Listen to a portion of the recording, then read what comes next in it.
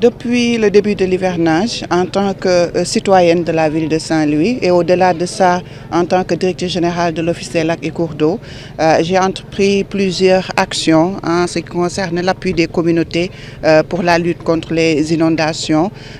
Vous savez qu'à Saint-Louis, on a un problème majeur parce que déjà, c'est une ville entourée d'eau. Autre chose aussi, la nappe est affleurante, donc ce qui fait que plusieurs quartiers, que ce soit les quartiers de Diamaguène, de Diamina, de Médina Course, de Guinaw Rail, de Pikine, sont dans des zones où il y a des bas-fonds. Et la plupart du temps, ce sont des zones non aedificantes où il y a un système d'assainissement. Mais malheureusement, malgré tous les efforts qui ont été faits par les autorités sur le curage des canalisations, donc il faut améliorer ce réseau d'assainissement. Donc ce qui fait qu'on est confronté à un problème d'eau pluviale stagnante dans tous les quartiers de Saint-Louis. Et depuis le début de l'hivernage, pour venir appuyer les populations sur la gestion de ces inondations, de ces eaux stagnantes dans les quartiers, j'ai mis en place une équipe composée de jeunes très engagés qui, depuis le début de l'hivernage, sont sur le terrain. J'ai doté plusieurs quartiers de Saint-Louis de motopompes, que ce soit les quartiers de Diamaguène, de Diaminar, de Pikine, toutes les zones de Pikine, de Darou, de Médina Marmial, entre autres. Presque tous les quartiers de Saint-Louis ont été dotés de motopompes et de carburant pour un peu les appuyer sur l'évacuation des eaux pluviales. Donc ces actions que j'ai entreprises depuis le début ont permis d'avoir des résultats très satisfaisants dans plusieurs quartiers de Saint-Louis, et déjà il y a eu plusieurs témoignages des habitants de ces quartiers sur l'importance de ces motopompes que j'ai mis à la disposition des populations.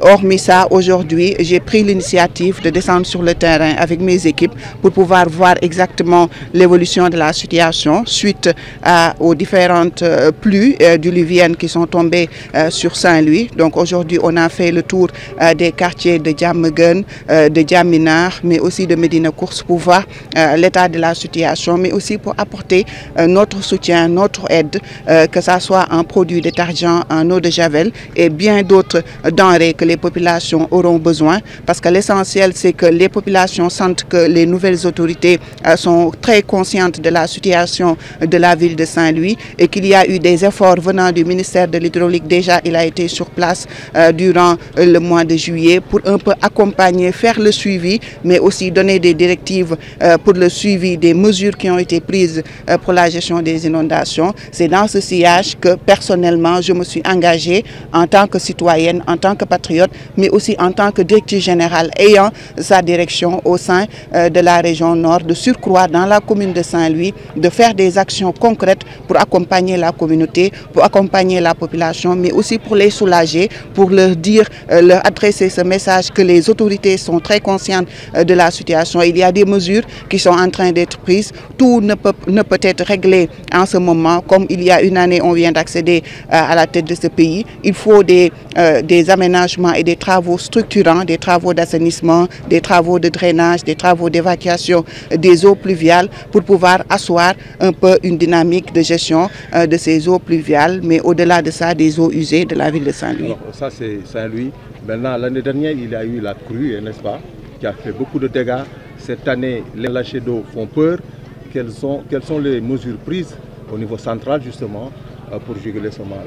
Donc au niveau central, récemment avec le ministère de l'Hydraulique, on a fait une tournée sur toute la zone nord. On avait démarré à Saint-Louis, après Podor, Matam jusqu'à Bakel pour un peu évaluer l'état des travaux qui sont déjà engagés, que ce soit les travaux de l'OLAC, que ce soit les travaux de la DPGI, la Direction de la prévention et la gestion des inondations. Et sur le terrain, surtout dans les zones qui sont aux abords du fleuve Sénégal, on a vu qu'il y a des travaux d'endiguement qui sont en train d'être faits par le génie militaire et que incessamment ces travaux vont être finalisés avant l'arrivée de la crue, surtout au niveau de Podor et de Matam, parce qu'actuellement vous êtes sans savoir qu'il y a les lâchers au niveau de Manantali. Déjà au niveau des stations de Bakel et de Matam, on a dépassé les seuils critiques, mais actuellement avec tout ce qui a été mis en place, que ce soit des dispositifs de prévention, que ce soit la mobilisation de l'armée, des sapeurs-pompiers, de toutes les structures structures de l'État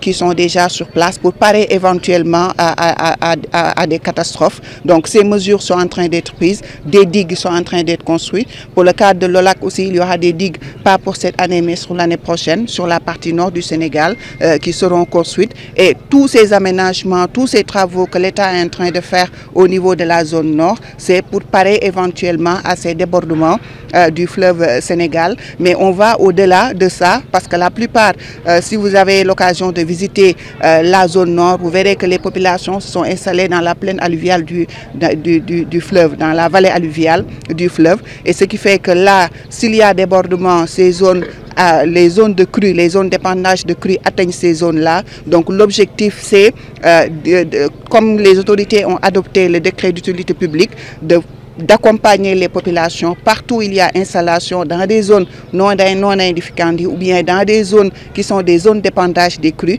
d'essayer de les délocaliser et de les désinstaller ailleurs, de les accompagner. Donc ce sont des initiatives que l'État est en train de prendre. Actuellement, il y a un dispositif qui est sur place pour parer éventuellement à ces catastrophes.